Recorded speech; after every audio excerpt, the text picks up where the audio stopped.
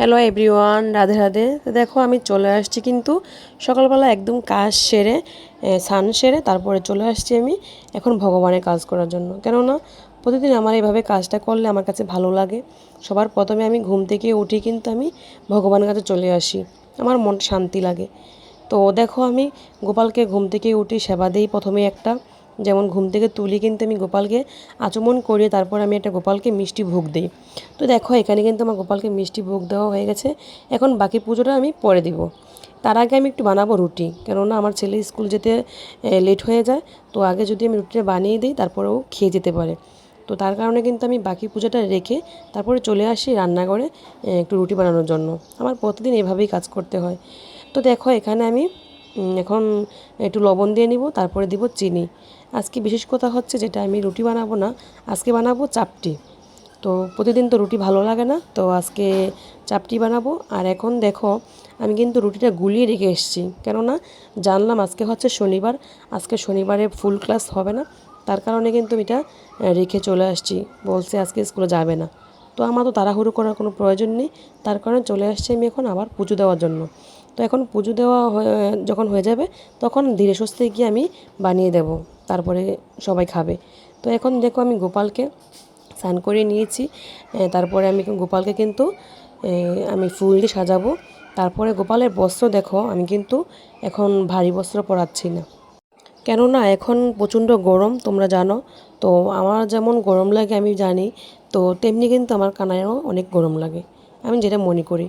তো তাকে যেমন আমি সন্তানরূপে পূজা করি, তো আমার ওর ভালোটা চেষ্টা করি। তো দেখো এখানে কিন্তু আমি হালকা ড্রেস পরিয়ে তারপর গোপালকে আমি এখন ফুল দিয়ে সাজিয়ে নিচ্ছি। আর এখন গোপালকে ফুল দিয়ে সাজিয়ে নেওয়া হলে আমার যে আবার দ্বিতীয় ভোগটা হয় সেটা কিন্তু আমি আমার গোপালকে এখন নিবেদন করব। তো তোমরা দেখতে থাকো গোপালকে কীভাবে সাজিয়ে নিয়েছি আর কীভাবে এখন আমি শৃঙ্গার করি, তারপর আমি গোপাল সেবা দিচ্ছি। তো দেখো এখানে তুলসী মহারানীকে আমি জল অর্পণ করলাম, আর এখানে আমি আমার গোপালকে দ্বিতীয় ভোগ দিয়ে ফেললাম। তো পুজোর কাজ শেষ করে চলে আসছি কিন্তু আমি এখন রান্নার আয়োজন করার জন্য। আর আজকে জানো নিচ থেকে কিন্তু ডাটা নিয়েছি, আমাদের বিল্ডিংয়ের যে নিচে রাস্তা আছে ওইখান দিয়ে কিন্তু প্রতিদিন যাওয়া আসা করে যেমন আমাদের গৃহস্থের শাকসবজি। তো আমি দেখেই কিন্তু আর দেরি করিনি, ওইখান থেকে নিয়ে আসছি এখন ডাটা, আর নিয়েছি ঝিঙ্গে। তো ওটা দিয়ে আজকে রান্না করব। তো এখন আমি ডাটাগুলা কেটে নিচ্ছি, নিয়ে তারপরে এগুলা ছোটো ছোটো করে ফ্রিজে রেখে দিব, আর বাকিগুলো আজকে রান্না করব মাছ দিয়ে। তো তার জন্য কিন্তু এখন কাটাকুটি করে নিচ্ছি আর পাতাগুলো ছাড়িয়ে নিচ্ছি।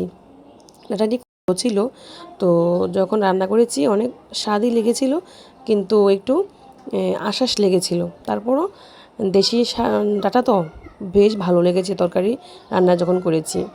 আর এখানে দেখো আমি কিন্তু এখন কাটাকুটি করে নিচ্ছি। তো এখানে আমি আজকে বসেছি বারিন্দা কাটাকুটি করার জন্য, প্রচণ্ড গরমের কারণে কোথাও বসে শান্তি পাচ্ছি না কাটাকুটি করার জন্য। তো এখন বসলাম আমি বারিন্দাতে, বারিন্দাতে হালকা একটু বাতাস আসে, তারপরে চারিদিক দিয়ে মানুষ দেখা যায়, ভালো লাগে কাটাকাটি করতে, ভালো লাগে। তারপরে চলে আসছি আমি রান্না করার জন্য। এখানে আজকে একটু চিকেন নামিয়েছি, রান্না করব। আর এখানে মাছগুলো আমি বেজে নিচ্ছি লোয়ার কড়াইতে। তোমরা বলবে আবার এটা কালো কেন, মাছটা ভাজতে কিন্তু এই কড়াইতেই বেশ ভালো হয়।